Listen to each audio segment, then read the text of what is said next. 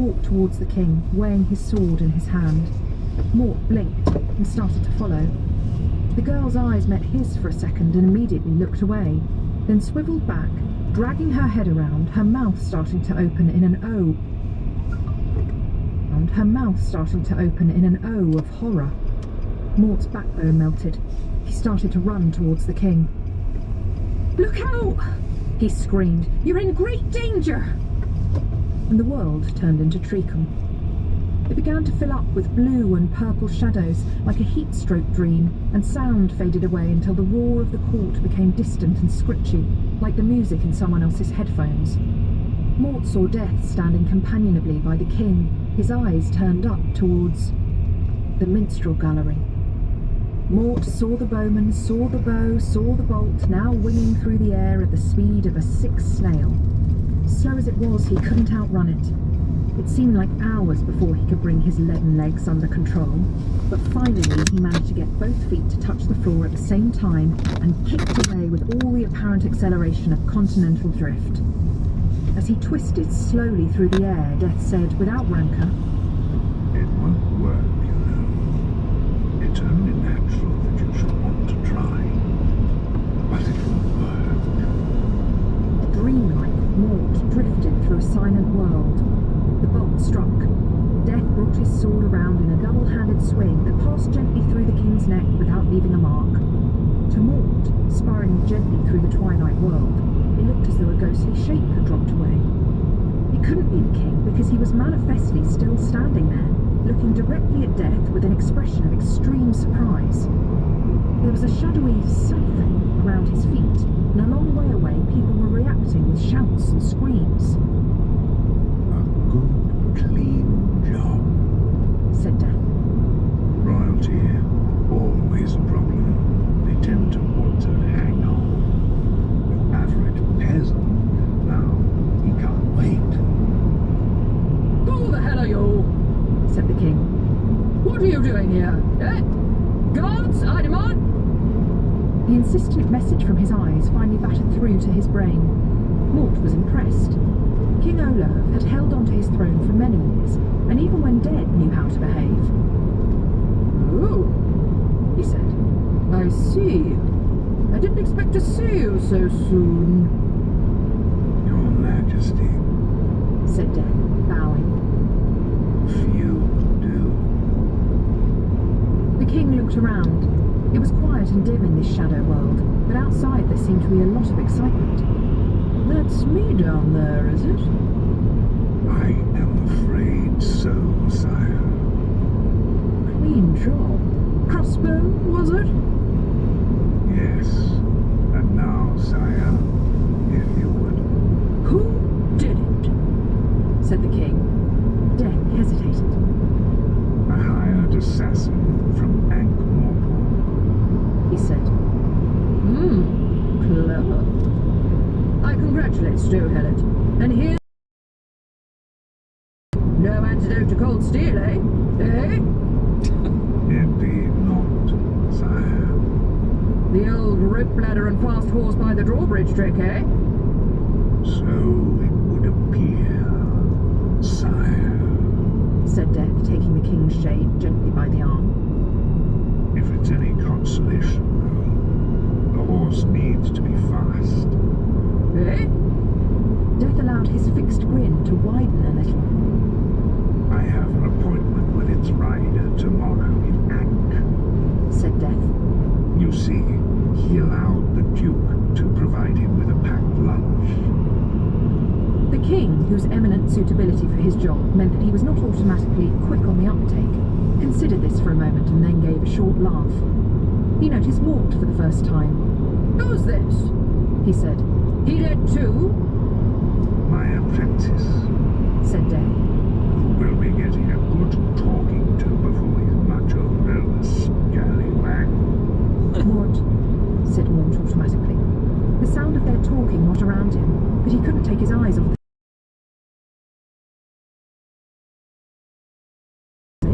The king looked surprisingly fit and well for someone who was dead. But the rest of the world was a mass of sliding shadows. Figures were bent over the slumped body, moving through Mort as if they were no more substantial than a mist. The girl was kneeling down, weeping. That's my daughter, said the king. I ought to feel sad. Why don't I?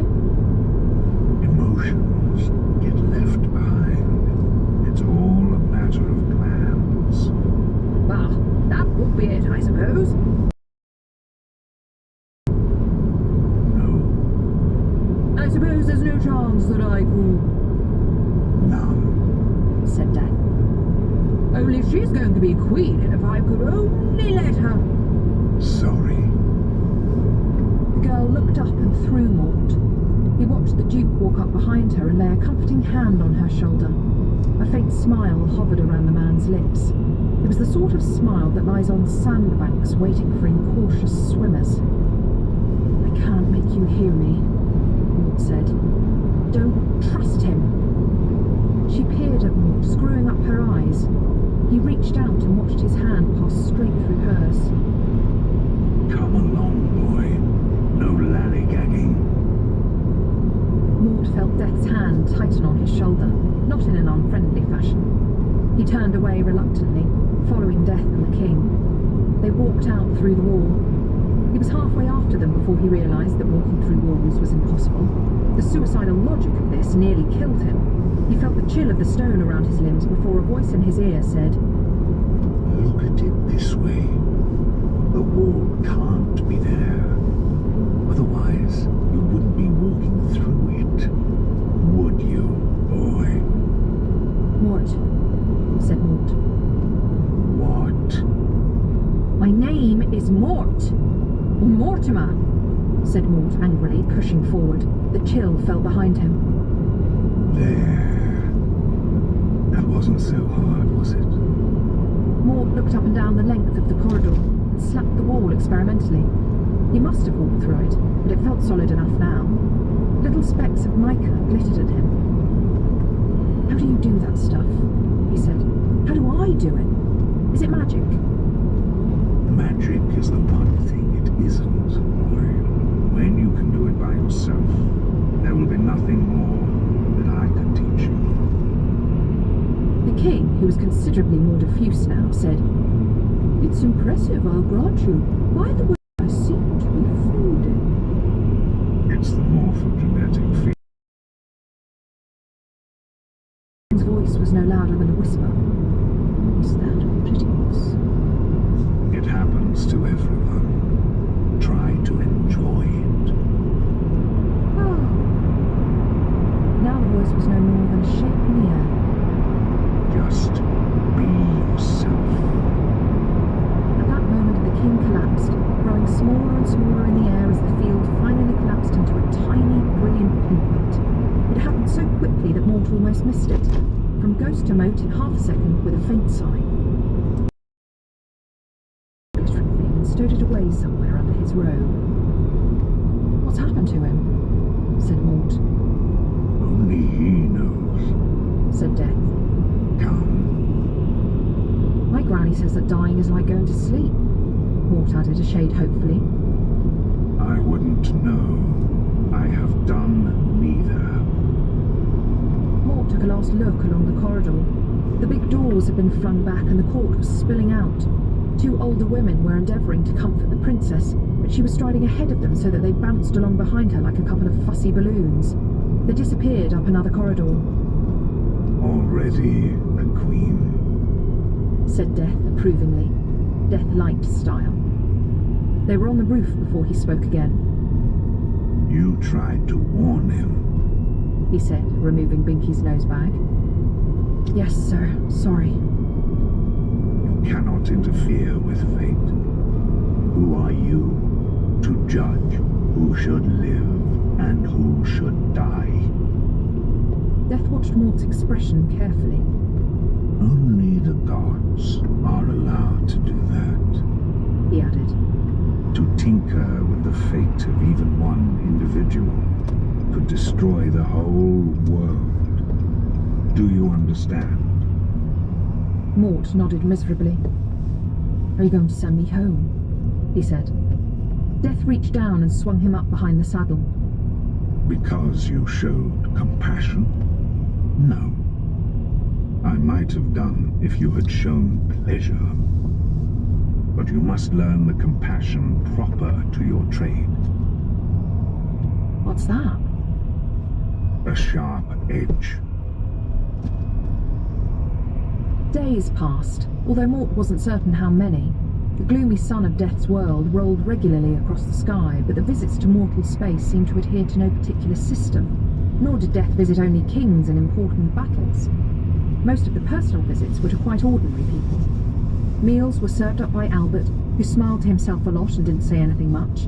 Isabel kept to her room most of the time, or rode her own pony on the black moors above the cottage. The sight of her with her hair streaming in the wind would have been more impressive if she was a better horsewoman, or if the pony had been rather larger, or if her hair was the sort that streams naturally. Some hair has got it, and some hasn't. Hers hadn't. When he wasn't out on what Death referred to as the duty, Mort assisted Albert, or found jobs in the garden or stable, or browsed through Death's extensive library, reading with the speed and omnivorousness common to those who discover the magic of the written word for the first time. Most of the books in the library were biographies, of course. They were unusual in one respect. They were writing themselves. People who had already died, obviously, filled their books from cover to cover, and those who hadn't been born yet had to put up with blank pages. Those in between, Mort took note, marking the place and counting the extra lines, and estimated that some books were adding paragraphs at the rate of 4 or 5 every day. He didn't recognise the handwriting. And finally, he plucked up his courage. Oh, what? Said Death in astonishment, sitting behind his ornate desk and turning his scythe-shaped pig knife over and over in his hands. An afternoon off, repeated Mort. The room suddenly seemed to be oppressively big, with himself very exposed in the middle of a carpet about the size of a field. But why? Said Death. It can't be to attend your grandmother's funeral. He added. I would know.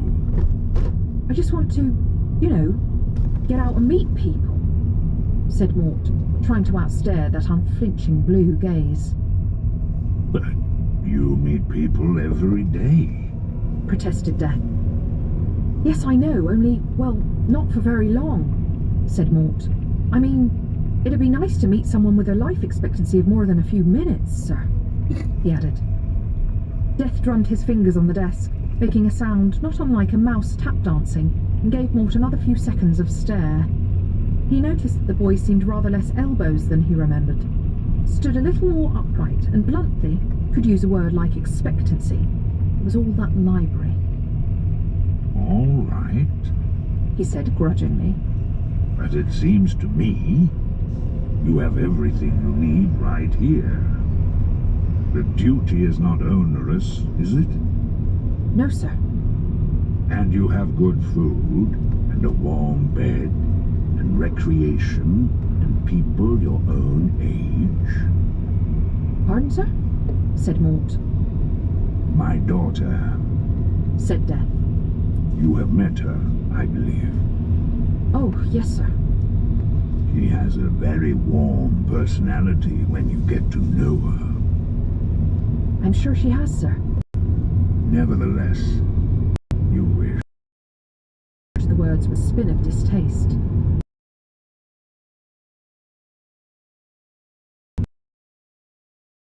Please, sir.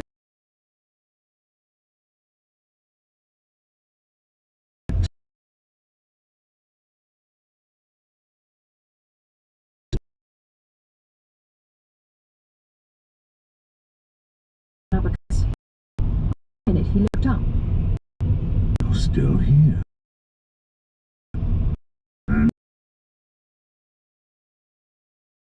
Sourly. Said Mort.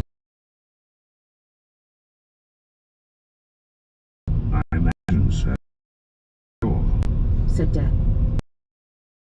Else I might be able to assist debauch. I don't know how to get to the... sir, said Mort. He sighed loudly and pulled over.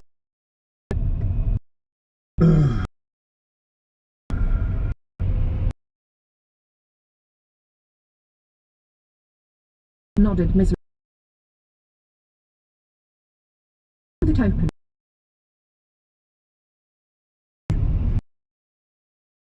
Across them. It automatically open. Came muddy cobbles. Brought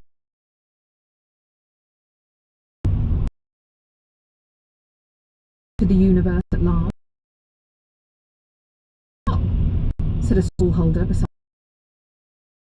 him. He was in a crowd packed with people and animals. Every kind of thing was being sold, from needles to, via a few itinerant prophets, visions of salvation. It was impossible to hold any conversation quieter than a shout. Mort tapped the stallholder in the small of the back. "Can you see me?" he demanded. The stallholder squinted critically at him. "I reckon so," he said. "Or someone very much like you." "Thank you," said Mort, immensely relieved. "Don't mention it. I see lots of people every day, no charge. What about any bootlaces?" "I don't think so," said Mort. "What place is this?" "You don't know?" A couple of people at the next stall were looking at Mort thoughtfully. His mind went into overdrive. "My master travels a lot," he said truthfully. "We arrived last night and I was asleep on the cart. Now I've got the afternoon off." "Oh," said the stallholder. He leaned forward conspiratorially. "Looking for a good time, are you? I could fix you up." "I'd quite enjoy knowing where I am," Mort conceded. The man was taken aback. "This is ain't more pork," he said. "Anyone ought to be able to see that.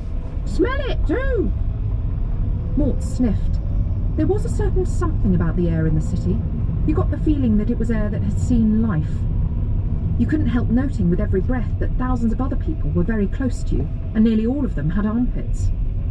The stallholder regarded Mort critically, noting the pale face, well-cut clothes, and strange presence, a sort of coiled spring effect. "Look, I'll be frank," he said. "I could point you in the direction of a great brothel." "I've already had lunch," said Mort vaguely. "But you can't tell me if we're anywhere near... What? I think it's called Stolat."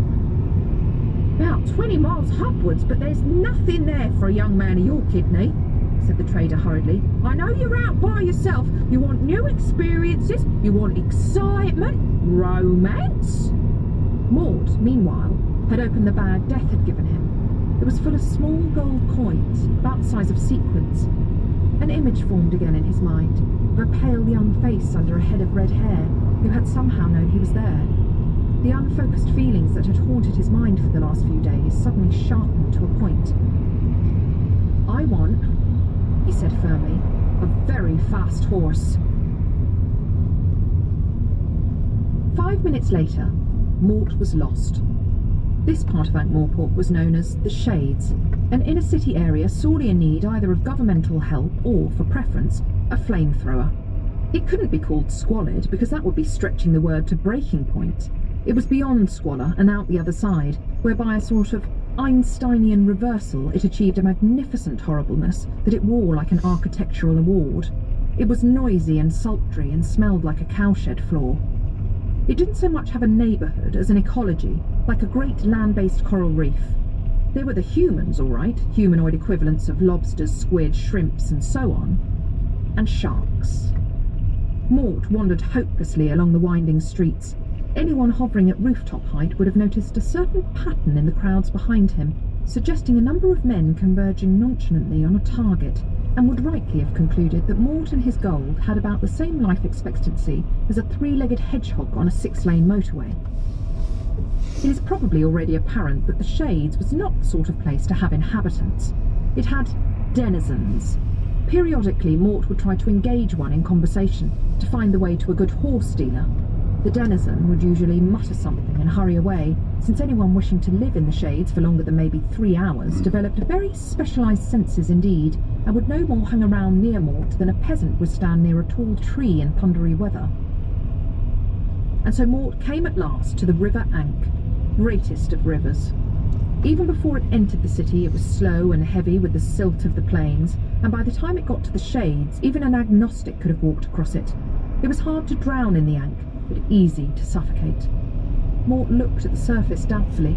It seemed to be moving. There were bubbles in it. It had to be water. He sighed and turned away. 3 men had appeared behind him, as though extruded from the stonework. They had the heavy, stolid look of those thugs whose appearance in any narrative means that it's time for the hero to be menaced a bit, although not too much, because it's also obvious that they're going to be horribly surprised. They were leering. They were good at it. One of them had drawn a knife, which he waved in little circles in the air. He advanced slowly towards Mort, while the other 2 hung back to provide immoral support. "Give us the money," he rasped. Mort's hand went to the bag on his belt. "Hang on a minute," he said. "What happens then?" "What?" "I mean, is it my money or my life?" said Mort. "That's the sort of thing robbers are supposed to demand. Your money or your life. I've read that in a book once," he added. Possibly, conceded the robber. He felt he was losing the initiative, but rallied magnificently. "On the other hand, it could be your money and your life. Pulling off the double, you might say." The man looked sideways at his colleagues, who sniggered on cue. "In that case," said Mort, and hefted the bag in one hand, preparatory to chucking it as far out into the Ankh as he could, even though there was a reasonable chance it would bounce. "Hey, what are you doing?"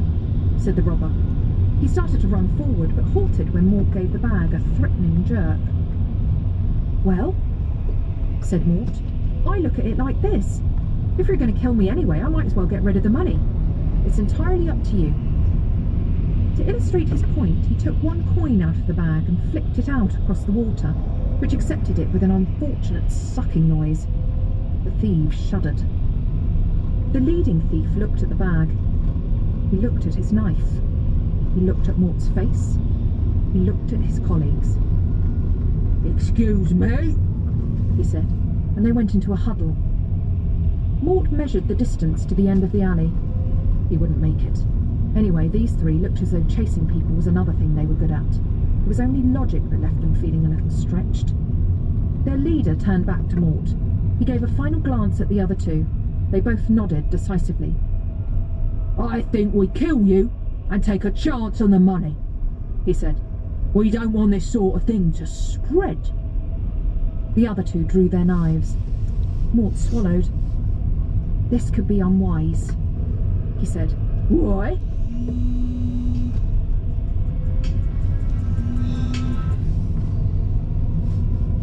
The other 2 drew their knives. Mort swallowed. "This could be unwise," he said. "Why?" "Well, I won't like it, for one." "You're not supposed to like it, you're supposed to die," said the thief, advancing. "I don't think I'm due to die," said Mort, backing away. "I'm sure I would have been told."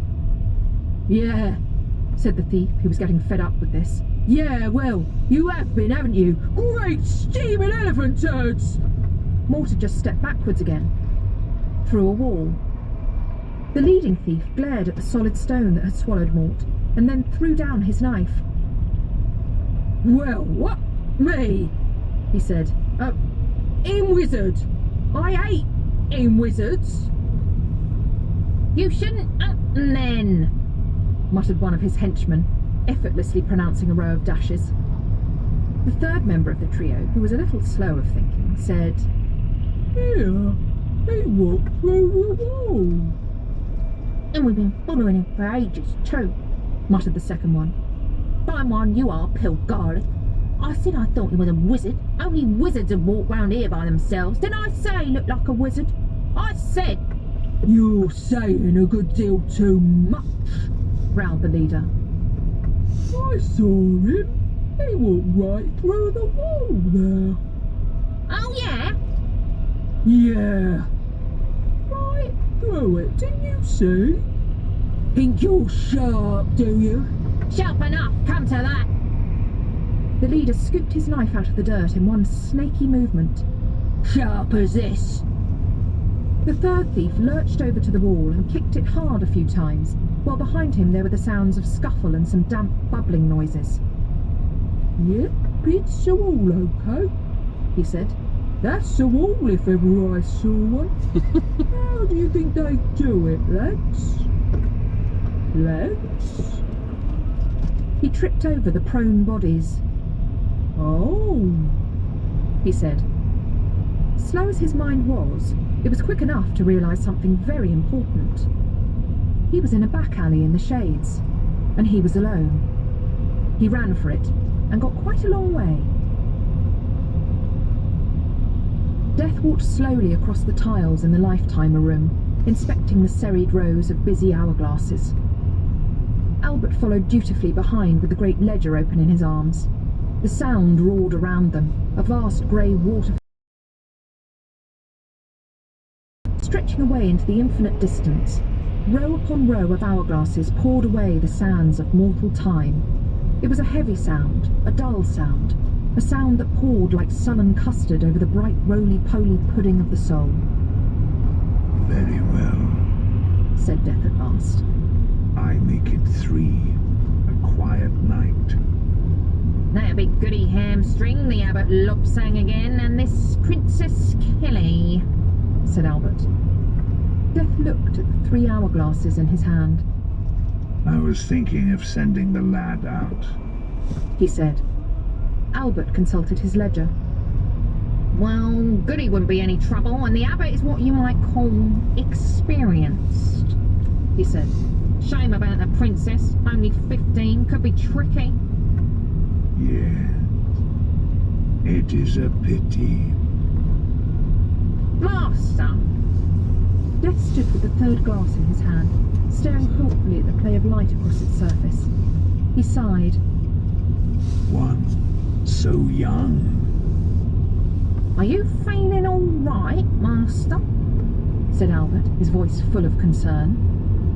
Time like an ever-rolling stream bears all its... Master! What? Said Death, snapping out of it. You've been overdoing it, Master, that's what it is. What are you blathering about, man? You had a bit of a funny turn there, Master. Nonsense. I have never felt better. Now, what were we talking about?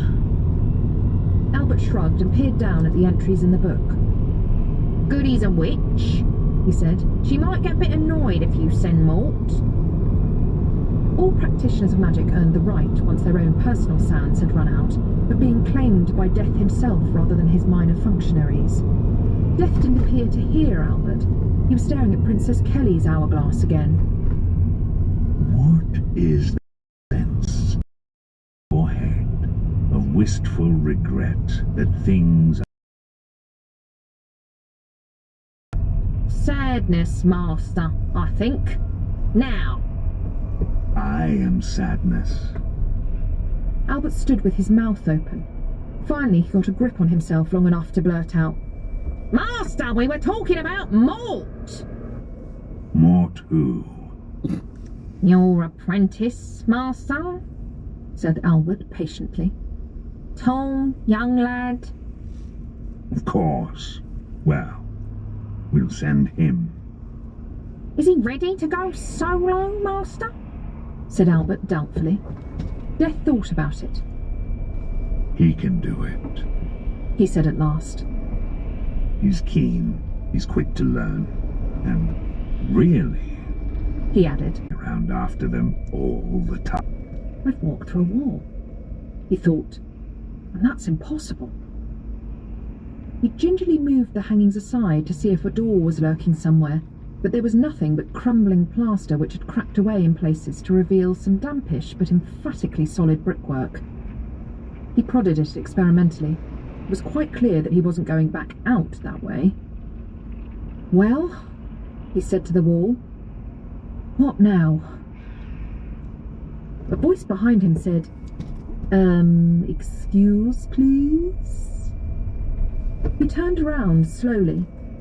Grouped round a table in the middle of the room was a Clatchian family of father, mother, and half a dozen children of dwindling size.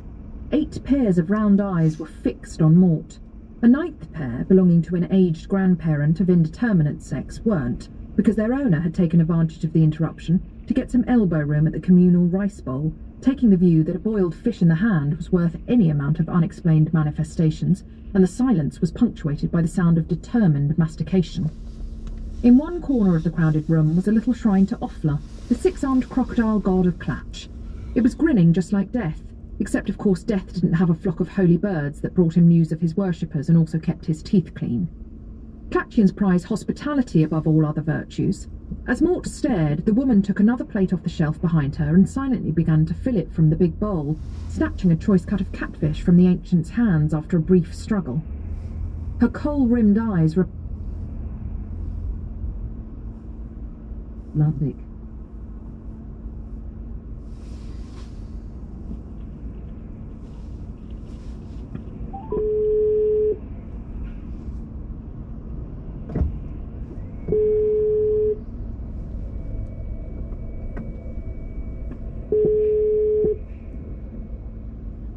Hei, du ringte? Jeg bare lurer på når det kommer hjem. Jeg på vei hjem nå, men det masse kø, så jeg vel ikke hjemme før kanskje 5. Ok. Ja. Og så vet du når kanskje det kortet kommer? Nei. Må sjekke postkassa. Kan du gjøre det? Men også sitte bare til middag. Ja, nå mamma hjemme, så det vet jeg ikke. Ok. Ja, ha det. Ha det.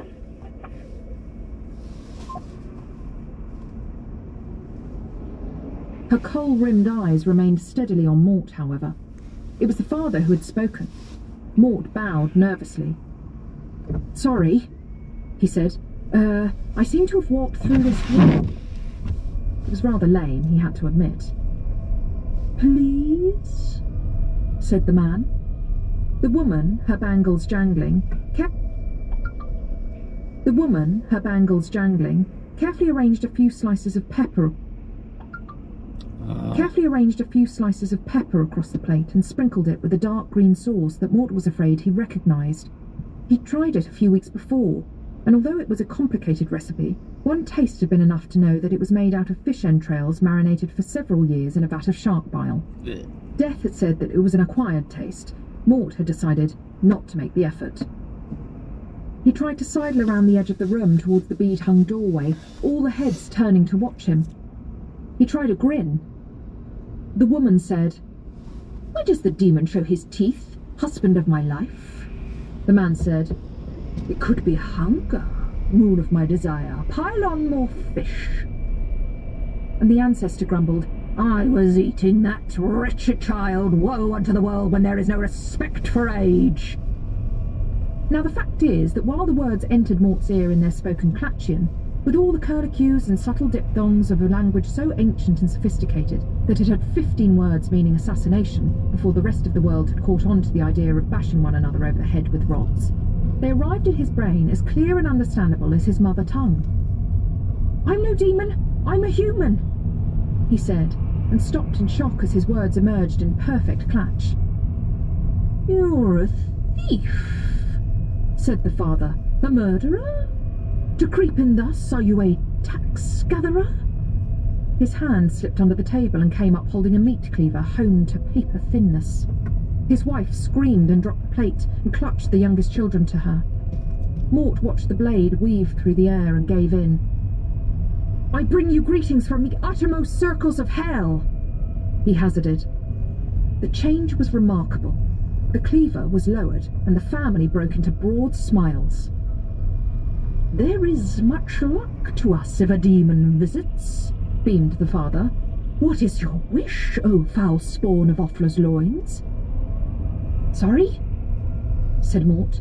"A demon brings blessing and good fortune on the man that helps it," said the man. "How may we be of assistance, O evil dog's breath of the nether pit?" "Well, I'm not very hungry," said Mort, "but if you know where I can get a fast horse, I could be in Stow Lap before sunset." The man beamed and bowed. I know the very place. Noxious extrusion of the bowels, if you will be so good as to follow me. Mort hurried out after him. The ancient ancestor watched them go with a critical expression, its jowls rhythmically chewing. That was what they call a demon around here, it said. Offler rot this country of dampness. Even their demons are third-rate, not a patch on the demons we had in the old country.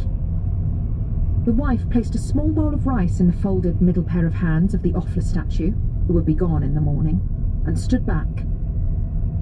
Husband did say that last month at the Curry Gardens he served a creature who was not there, she said.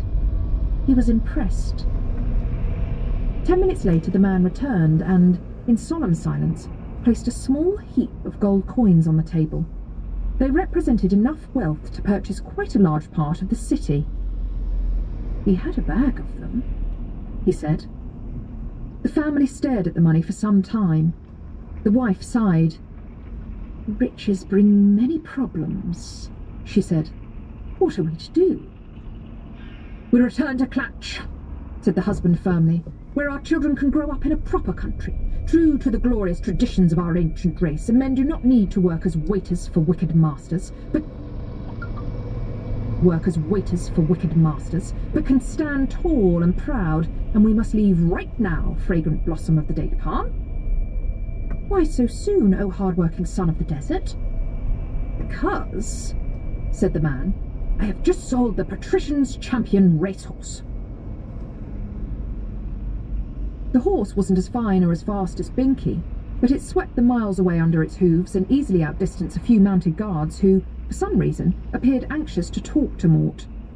Soon the shanty suburbs of Morpork were left behind, and the road ran out into the rich black earth country of the Stowe Plain, constructed over eons by the periodic flooding of the Great Slow Ankh that brought to the region prosperity, security, and chronic arthritis.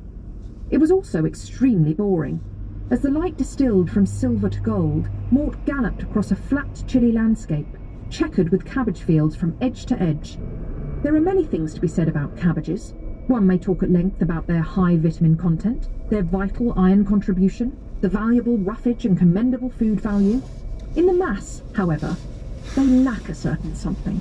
Despite their claim to immense nutritional and moral superiority over, say, daffodils, they have never been a sight to inspire the poet's muse, unless he was hungry, of course. It was only 20 miles to Stolat, but in terms of meaningless human experience, it seemed like 2,000. There were guards on the gates of Stolat, although compared to the ones that patrolled Ankh, they had a sheepish, amateurish look. Mort trotted past, and one of them, feeling a bit of a fool, asked him who went there. I'm afraid I can't stop, said Mort. The guard was new to the job and quite keen. Guarding wasn't what he'd been led to expect. Standing around all day in chainmail with an axe on a long pole wasn't what he'd volunteered for. He'd expected excitement and challenge and a crossbow and a uniform that didn't go rusty in the rain. He stepped forward, ready to defend the city against people who didn't respect commands given by duly authorised civic employees. Mort considered the pipe blade hovering a few inches from his face. There was getting to be too much of this. On the other hand, he said calmly, how would you like it if I made you a present of this rather fine horse? It wasn't hard to find the entrance to the castle. There were guards there, too, and they had crossbows and a considerably more unsympathetic outlook on life, and, in any case, Mort had run out of horses. He loitered a bit until they started paying him a generous amount of attention, and then wandered disconsolately away into the streets of the little city, feeling stupid. After all this, after miles of brassicas and a backside that now felt like a block of wood, he didn't even know why he was there. So she'd seen him even when he was invisible. Did it mean anything? Of course it didn't. Only he kept seeing her face and the flicker of hope in her eyes. He wanted to tell her that everything was going to be all right. He wanted to tell her about himself and everything he wanted to be. He wanted to find out which was her room in the castle and watch it all night until the light went out, and so on. A little later, a blacksmith, whose business was in one of the narrow streets that looked out onto the castle walls, glanced up from his work to see a tall, gangling young man, rather red in the face, who kept trying to walk through the walls.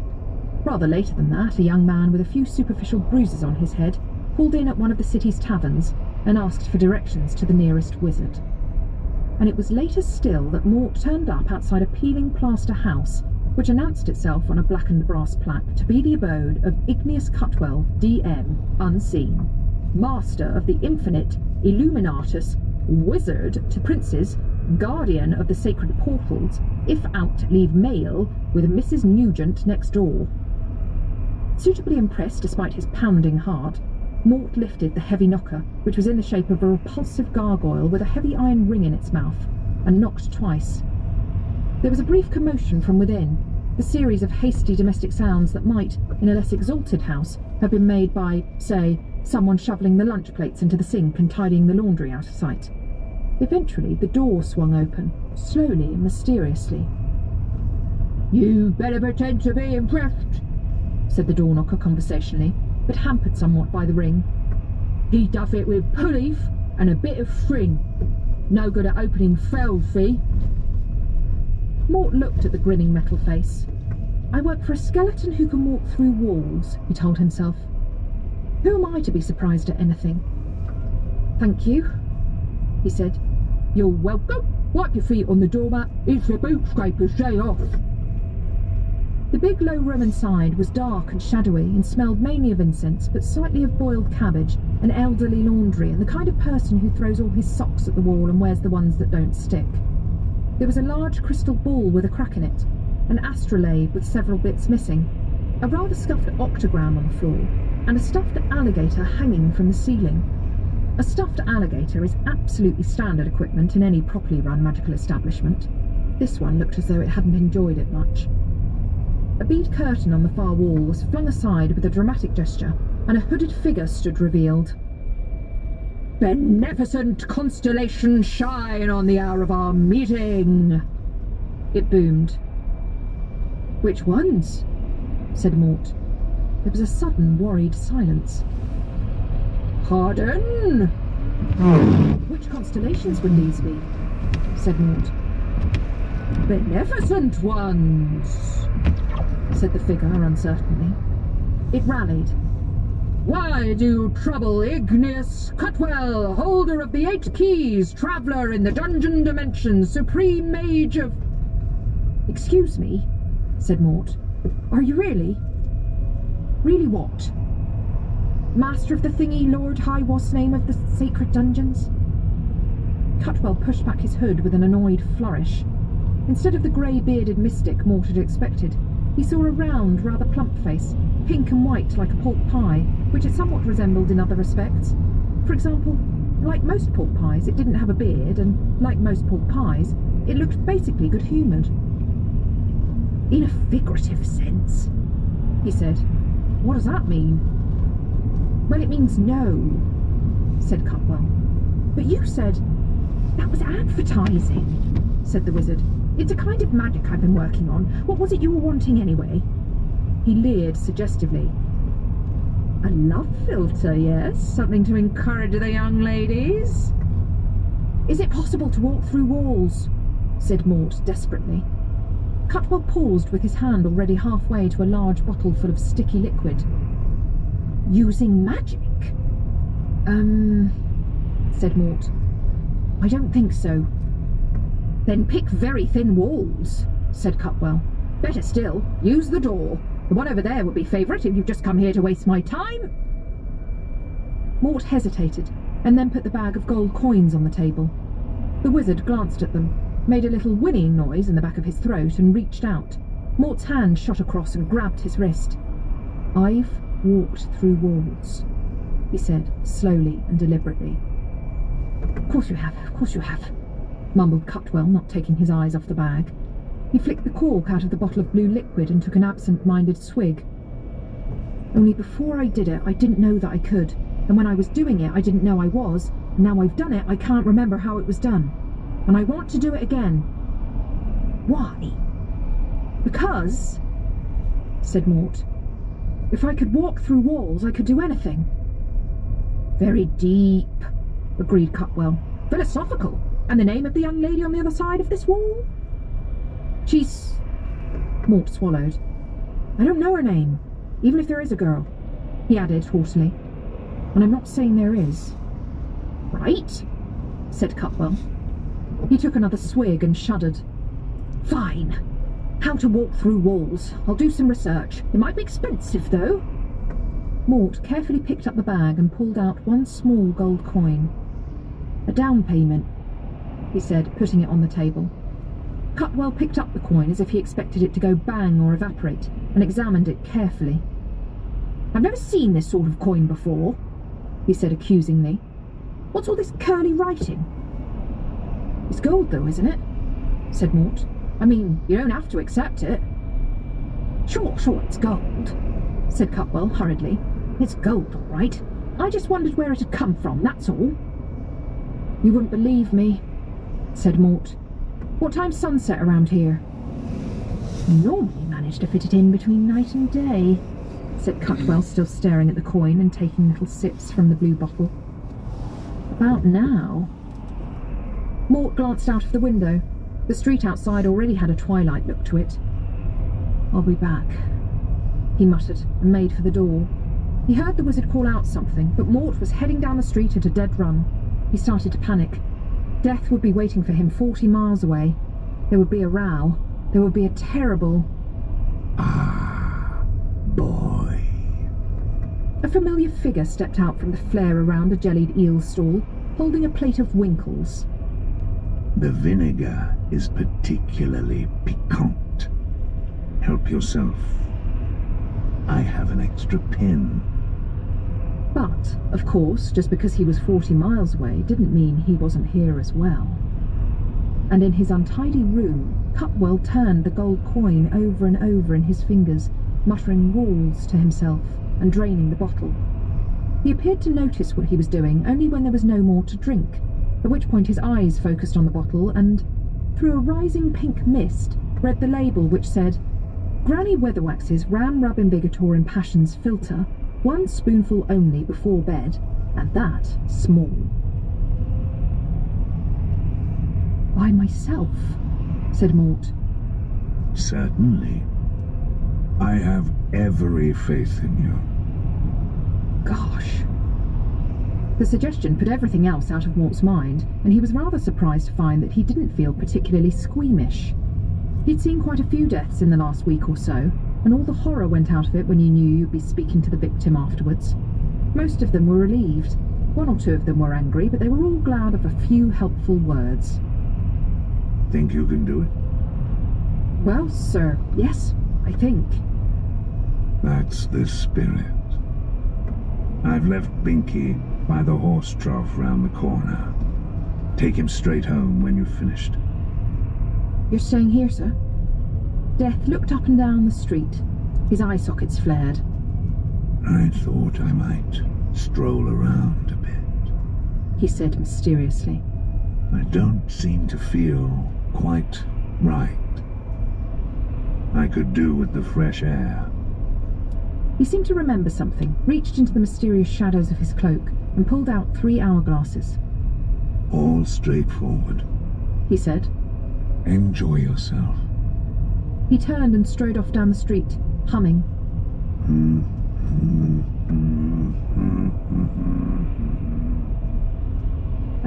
Thank you, said Mort. He held the hourglasses up to the light, noting the one that was on its very last few grains of sand. Does this mean I'm in charge? He called, but Death had turned the corner. Binky greeted him with a faint whinny of recognition. Mort mounted up, his heart pounding with apprehension and responsibility. His fingers worked automatically, taking the scythe out of its sheath and adjusting and locking the blade, which flashed steely blue in the night, slicing the starlight like salami. He mounted carefully, wincing at the stab from his saddle sores, but Binky was like riding a pillow. As an afterthought, drunk with delegated authority, he pulled Death's riding cloak out of its saddlebag and fastened it by its silver brooch. He took another look at the first hourglass and nudged Binky with his knees. The horse sniffed the chilly air and began to trot. Behind them, Cutwell burst out of his doorway, accelerating down the frosty street with his robes flying out behind him. Now the horse was cantering, widening the distance between its hooves and the cobbles. With a swish of its tail, it cleared the housetops and floated up into the chilly sky. Cutwell ignored it. He had more pressing things on his mind. He took a flying leap and landed full length in the freezing waters of the horse trough, lying back gratefully among the bobbing ice splinters. After a while, the water began to steam. Mort kept low for the sheer exhilaration of the speed. The sleeping countryside roared soundlessly underneath. Binky moved at an easy gallop, his great muscles sliding under his skin as easily as alligators off a sandbank, his mane whipping in Mort's face.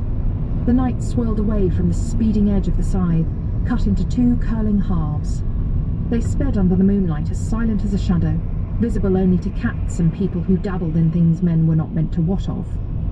Mort couldn't remember afterwards, but very probably he laughed. Soon the frosty plains gave way to the broken lands around the mountains, and then the marching ranks of the Ramtops themselves raced across the world towards them. Binky put his head down and opened his stride, aiming for a pass between two mountains as sharp as goblins' teeth in the silver light. Somewhere a wolf howled. Mort took another look at the hourglass. Its frame was carved with oak leaves and mandrake roots, and the sand inside, even by moonlight, was pale gold. By turning the glass this way and that, he could just make out the name Ameline Hamstring etched in the faintest of lines. Binky slowed to a canter. Mort looked down at the roof of a forest, dusted with snow that was either early or very, very late. It could have been either, because the Ramtops hoarded their weather and doled it out with no real reference to the time of year. A gap opened up beneath them. Binky slowed again, wheeled around and ascended towards a clearing that was white with drifted snow. It was circular, with a tiny cottage in the exact middle. If the ground around it hadn't been covered in snow, Mort would have noticed that there were no tree stumps to be seen. The trees hadn't been cut down in the circle. They'd simply been discouraged from growing there, or had moved away.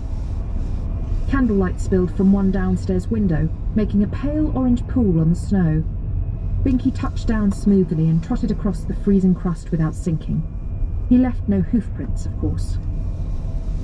Mort dismounted and walked towards the door, muttering to himself and making experimental sweeps with the scythe. The cottage roof had been built with wide eaves to shed snow and cover the log pile. No dweller in the high Ramtops would dream of starting a winter without a log pile on three sides of the house. But there wasn't a log pile here, even though spring was still a long way off. There was, however, a bundle of hay and a net by the door. It had a note attached, written in big, slightly shaky capitals. For the horse. It would have worried Mort if he'd let it. Someone was expecting him. He'd learned in recent days, though, that rather than drown in uncertainty, it was best to surf right over the top of it. Anyway, Binky wasn't worried by moral scruples and bit straight in. It did leave the problem of whether to knock. Somehow it didn't seem appropriate. Supposing no one answered, or told him to go away. So he lifted the thumb latch and pushed at the door. It swung inwards quite easily, without a creak. There was a low-ceilinged kitchen, its beams at trepanning height for Mort. The light from the solitary candle glinted off crockery in a long dresser and flagstones that had been scrubbed and polished into iridescence. The fire in the cave-like ingle nook didn't add much light, because it was no more than a heap of white ash under the remains of a log. Mort knew, without being told, that it was the last log. An elderly lady was sitting at the kitchen table, writing furiously with her hooked nose only a few inches from the paper. A grey cat curled on the table beside her, blinked calmly at Mort. The scythe bumped off a beam. The woman looked up. "Be with you in a minute," she said. She frowned at the paper. "I haven't put in the bit about being of sound mind and body yet. Sort of foolishness, anyway. No one sound in mind and body would be dead. Would you like a drink?" "Pardon?" said Mort. He recalled himself and repeated, "Pardon?" "If you drink, that is. It's raspberry port, on the dresser. Might as well finish the bottle." Mort eyed the dresser suspiciously. He felt he'd rather lost the initiative. He pulled out the hourglass and glared at it. There was a little heap of sand left. "There's still a few minutes yet," said the witch without looking up. How do you know?" She ignored him and dried the ink in front of the candle, sealed the letter with a drip of wax, and tucked it under the candlestick. Then she picked up the cat.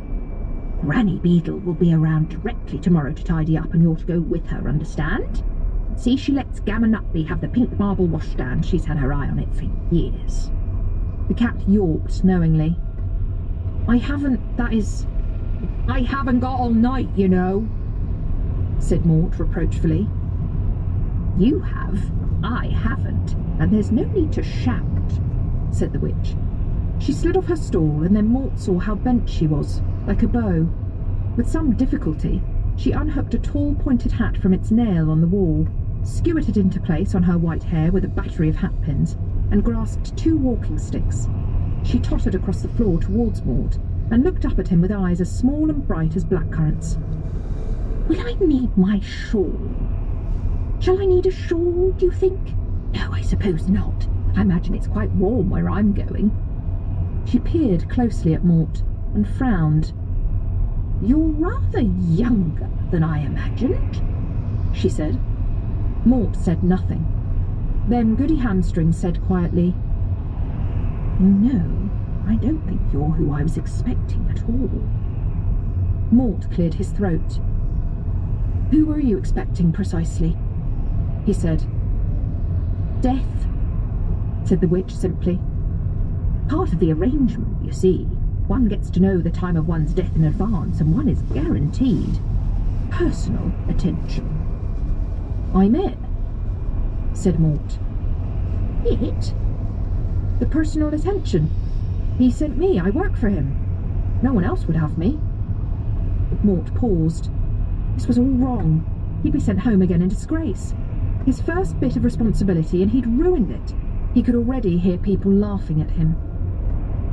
The wail started in the depths of his embarrassment and blared out like a foghorn. Only this is my first real job, and it's all gone wrong! The scythe fell to the floor with a clatter, slicing a piece off the table leg and cutting a flagstone in half. Goody watched him for some time, with her head on one side. Then she said, I see. What is your name, young man? Mort, sniffed Mort. Short for Mortimer. Well, Mort, I expect you've got an hourglass somewhere about your person. Mort nodded vaguely. He reached down to his belt and produced the glass. The witch inspected it critically. Still a minute or so, she said. We don't have much time to lose. Just give me a moment to lock up. But you don't understand, Mort wailed. I'll mess it all up. I've never done this before. She patted his hand. Neither have I, she said. We can learn together. Now, pick up the scythe and try to act your age. There's a good boy. Against his protestation, she shooed him out into the snow and followed behind him, pulling the door shut and locking it with a heavy iron key, which she hung on a nail by the door. The frost had tightened its grip on the forest, squeezing it until the roots creaked. The moon was setting, but the sky was full of hard white stars that made the winter seem colder still. Goody Hamstring shivered. There's an old log over there, she said conversationally. There's quite a good view across the valley. In the summertime, of course. I should like to sit down. Mort helped her through the drifts and brushed as much snow as possible off the wood. They sat down with the hourglass between them. Whatever the view might have been in the summer, it now consisted of black rocks against a sky from which little flakes of snow were now tumbling. Can't believe all this, said Mort. I mean, you sound as if you want to die. There's some things I shall miss, she said, but it gets thin, you know. Life, I'm referring to. You can't trust your own body anymore, and it's time to move on. I reckon it's about time I tried something else. Did he tell you magical folk can see him all the time? No, said Mort inaccurately. Well, we can. He doesn't like wizards and witches much, Mort volunteered. Nobody likes a smart-ass, she said with some satisfaction. We give him trouble, you see. Priests don't, so he likes priests. He's never said Mort. Ah, they're always telling folk how much better it's going to be when they're dead. We tell them it could be pretty good right here, if only they'd put their minds to it. Mort hesitated. He wanted to say, "You're wrong. He's not like that at all. He doesn't care if people are good or bad as long as they're punctual and kind to cats," he added. but he thought better of it. It occurred to him that people needed to believe things.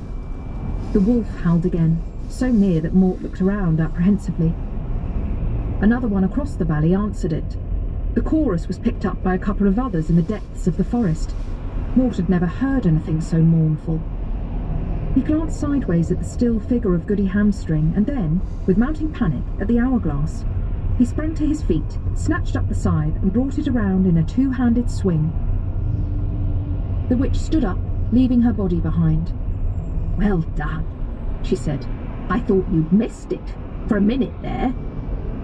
Mort leaned against a tree, panting heavily, and watched Goody walk around the log to look at herself. She said critically.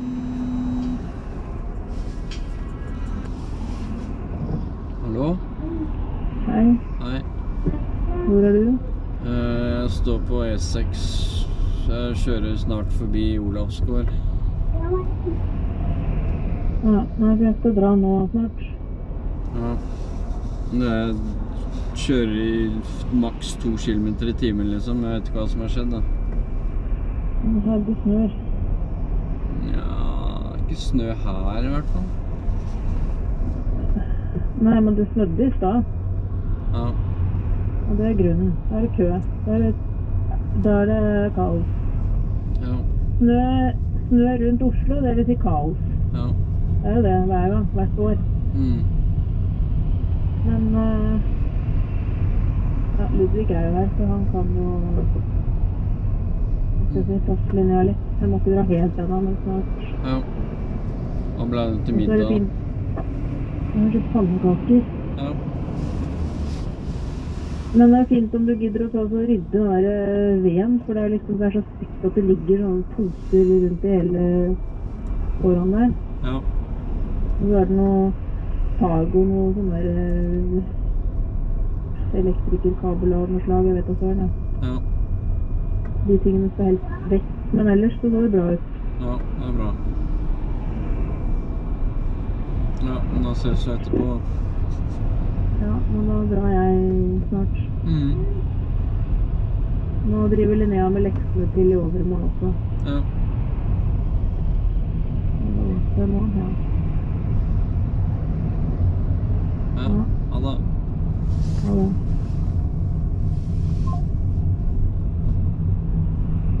Mort leaned against a tree, panting heavily, and watched Goody walk around the log to look at herself.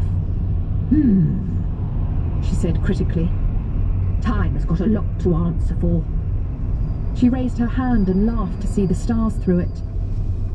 Then she changed.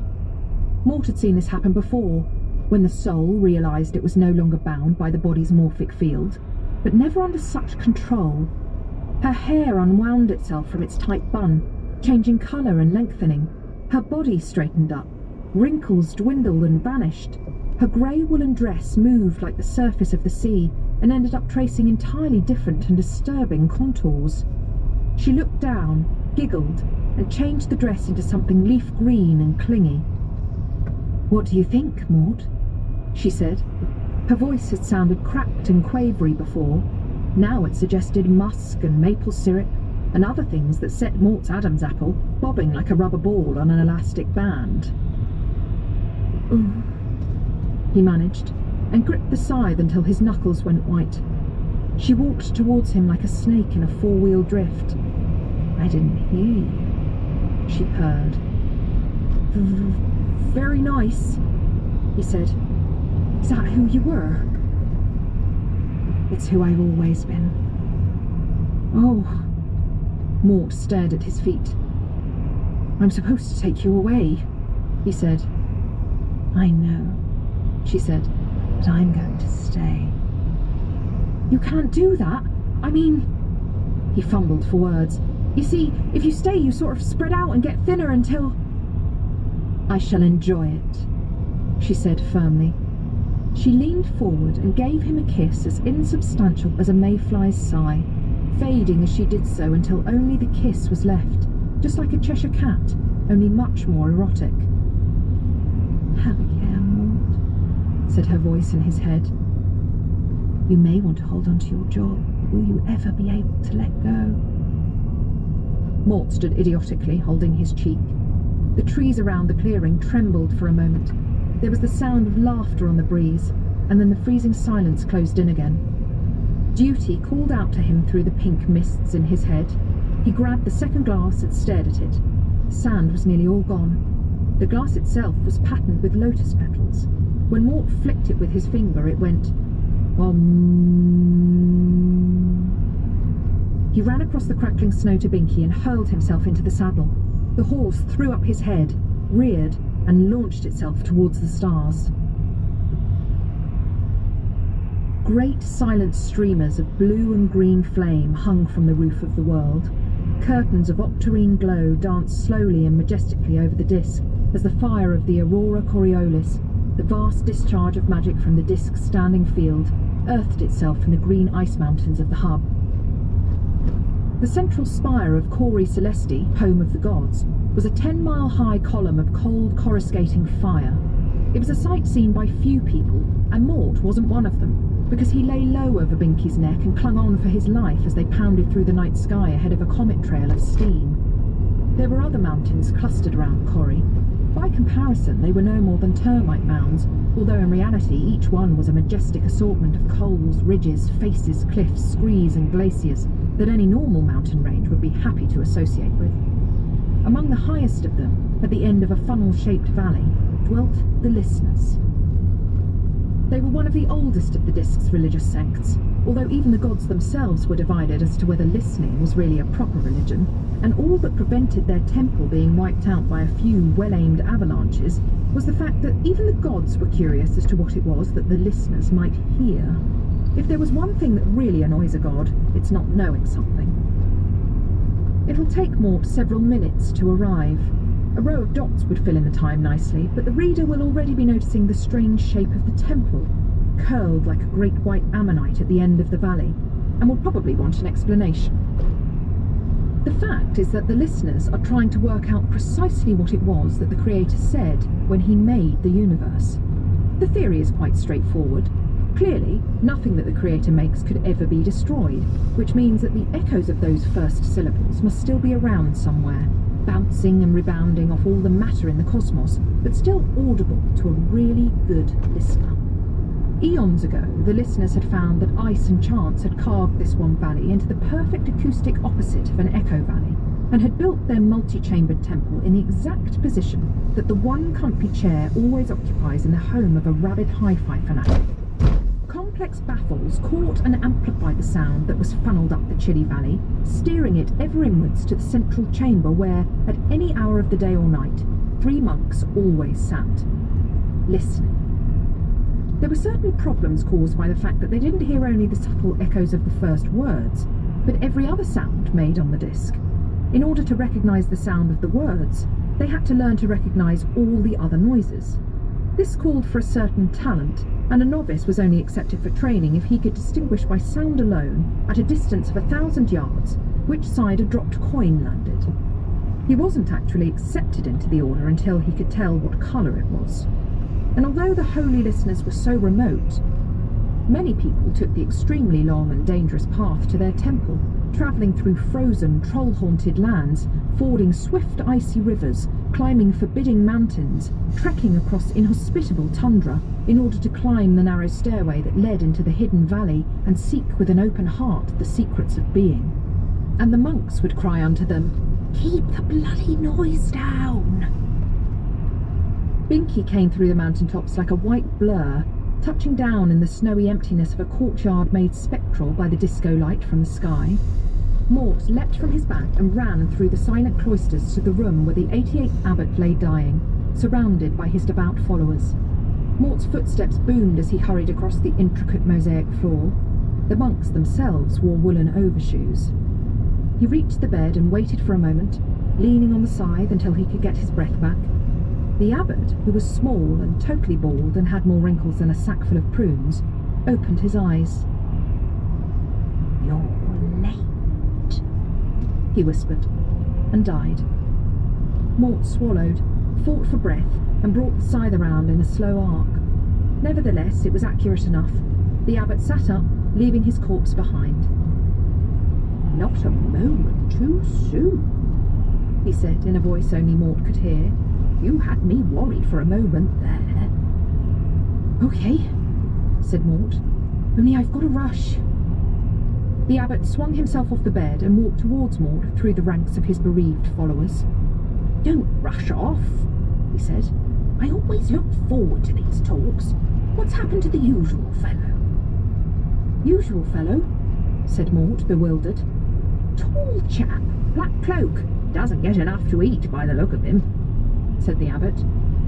"Usual fellow? You mean Death?" said Mort. "That's him," said the abbot cheerfully. Mort's mouth hung open. "Die a lot, do you?" he managed. "A fair bit. Of course," said the abbot. "Once you get the hang of it, it's only a matter of practice." "It is?" "We must be off," said the abbot. Mort's mouth snapped shut. "That's what I've been trying to say," he said. "So if you could just drop me off down in the valley," the little monk continued placidly. He swept past Mort and headed for the courtyard. Mort stared at the floor for a moment and then ran after him in a way which he knew to be extremely unprofessional and undignified. "Now look," he began. "The other one had a horse called Binky, I remember," said the abbot pleasantly. "Did you buy the round off him?" "The round?"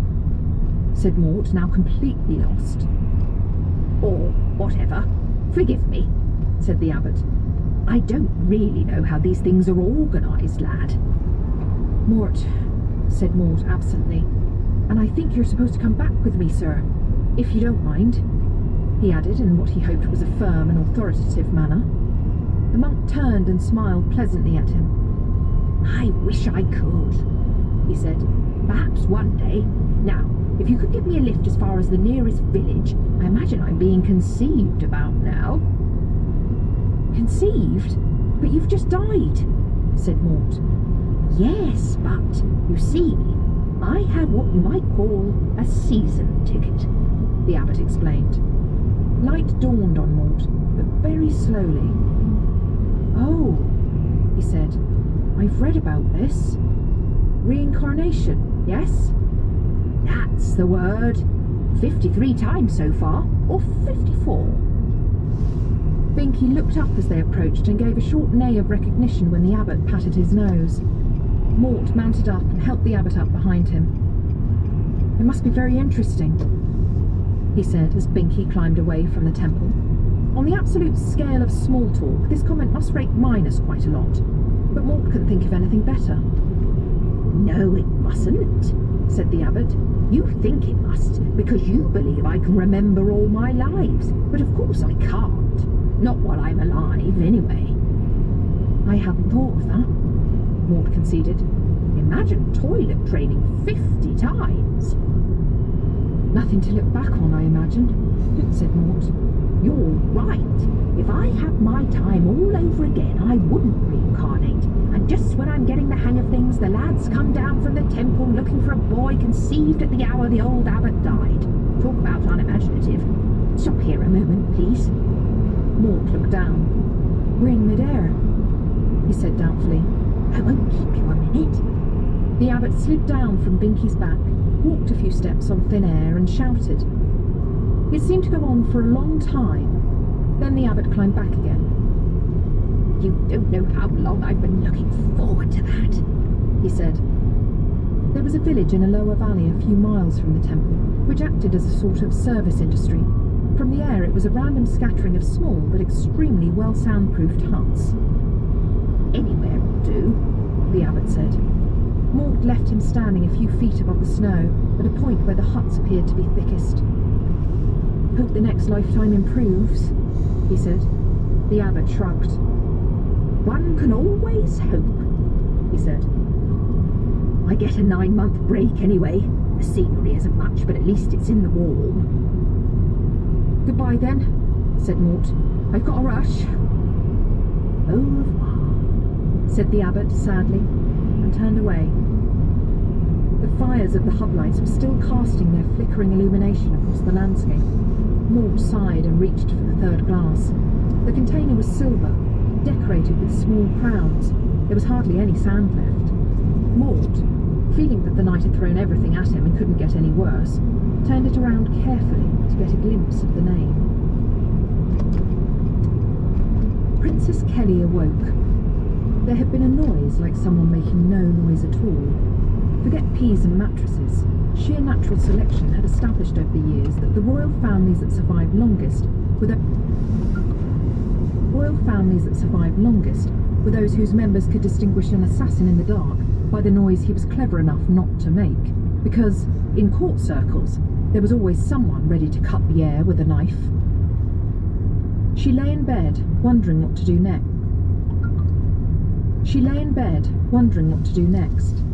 There was a dagger under her pillow. She started to slide one hand up the sheets while peering around the room with half-closed eyes in search of unfamiliar shadows. She was well aware that if she indicated in any way that she was not asleep, she would never wake up again.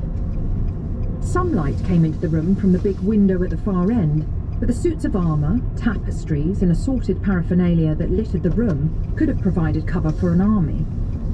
The knife had dropped down behind the bedhead. She probably wouldn't have used it properly anyway. Screaming for the guards, she decided, was not a good idea. If there was anyone in the room, then the guards must have been overpowered, or at least stunned by a large sum of money. There was a warming pan on the flagstones by the fire. Would it make a weapon? There was a faint metallic sound. Perhaps screaming wouldn't be such a bad idea after all. The window imploded. For an instant, Kelly saw, framed against a hell of blue and purple flames, a hooded figure crouched on the back of the largest horse she had ever seen. There was someone standing by the bed, with a knife half raised. In slow motion, she watched fascinated as the arm went up and the horse galloped at glacier speed across the floor. Now the knife was above her, starting its descent, and the horse was rearing, and the rider was standing in the stirrups and swinging some sort of weapon, and its blade tore through the slow air with a noise like a finger on the rim of a wet glass. The light vanished. There was a soft thump on the floor, followed by a metallic clatter. Kelly took a deep breath. A hand was briefly laid across her mouth, and a worried voice said, "If you scream, I'll regret it. Please, I'm in enough trouble as it is." Anyone who could get that amount of bewildered pleading into their voice was either genuine or such a good actor they wouldn't have to bother with assassination for a living. She said, "Who are you?" "I don't know if I'm allowed to tell you," said the voice. "You are still alive, aren't you?" She bit down the sarcastic reply just in time. Something about the tone of the question worried her. "Can't you tell?" she said. "It's not easy." There was a pause. She strained to see in the darkness, to put a face around that voice. "I may have done you some terrible harm," it added. "Haven't you just saved my life?" "I don't know what I have saved, actually. Is there some light around here?" "The maid sometimes leaves matches on the mantelpiece," said Kelly. She felt the presence beside her move away. There were a few hesitant footsteps, a couple of thumps, and finally a clang, although the word isn't sufficient to describe the real ripe cacophony of falling metal that filled the room. It was even followed by the traditional little tinkle, a couple of seconds after you thought it was all over. The voice said, rather indistinctly, "I'm under a suit of armour. Where should I be?" Kelly slid quietly out of bed, felt her way towards the fireplace. Okay, I am soon home, so I'm gonna turn off the stream. It's really slippery now on the roads. Not here because there is actually snow on the floor, the ground, but in the roads it does really